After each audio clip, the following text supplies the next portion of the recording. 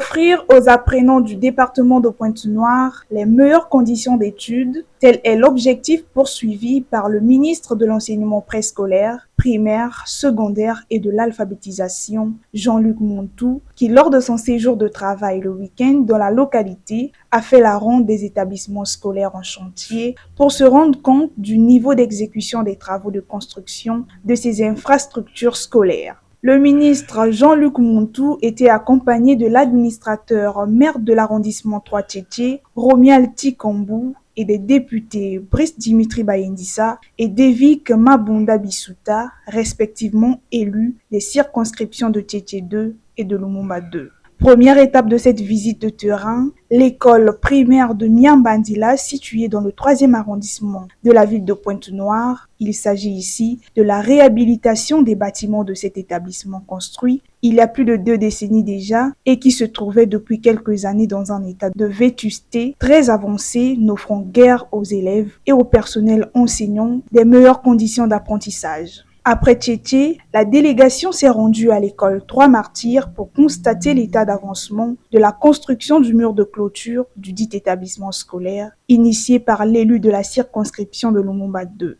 Cap sur l'arrondissement de Mvumvu, le chantier du préscolaire de cette circonscription administrative a marqué la 3e étape de cette visite du ministre et de sa suite. À ce niveau, les travaux avancent normalement, nécessitant d'ailleurs quelques réajustements et l'établissement pourra recevoir les préscolaires dès la prochaine rentrée scolaire. Ce périple s'est poursuivi au chantier de l'ex-école primaire 15 août 1963, dans lequel sont exécutés les travaux de réfection des bâtiments qui devront abriter désormais le lycée d'enseignement général à partir de la nouvelle année scolaire 2023 à 2024. Dernière étape de cette série de visites, le lycée en chantier de Siafumu dans l'arrondissement 5 Mongompuku, dont les travaux sont exécutés à environ 85% de réalisation. Au regard du niveau d'exécution des travaux de construction, de réhabilitation et de réfection dans ces établissements, le ministre Jean-Luc Montou a livré ses impressions aux journalistes.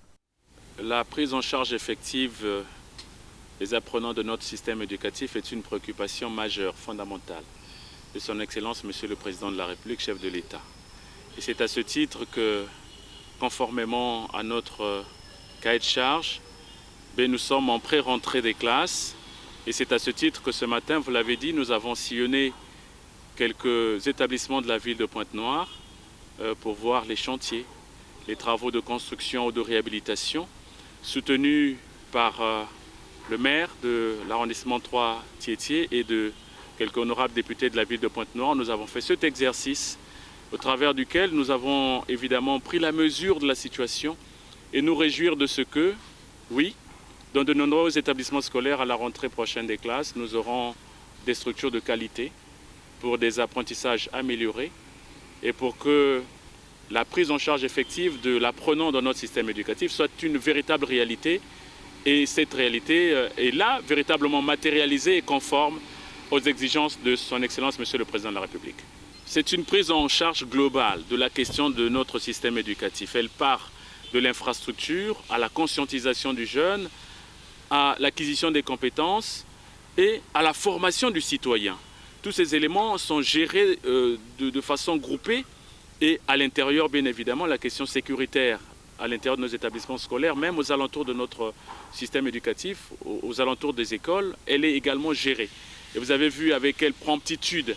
le Premier ministre du gouvernement a pris le décret portant uniformisation de la tenue scolaire dès la rentrée prochaine. C'est pour que justement nous puissions essayer, autant que faire se peut, atténuer au maximum les violences à l'intérieur de l'école ou aux alentours de nos écoles et faire que justement ces différentes formes de violence soient éradiquées et que l'apprenant soit véritablement au cœur de nos préoccupations et pour que notre mission soit la plus réussie possible dans le cadre de la formation, l'acquisition des compétences, la formation du jeune. Et c'est au travers de ces différents dispositifs que nous allons parvenir ensemble à faire que le processus de construction de notre pays et de développement de façon générale de notre pays également va s'accomplir au travers de toutes ces compétences parce qu'il n'y a de richesse que d'or, mais vous le savez.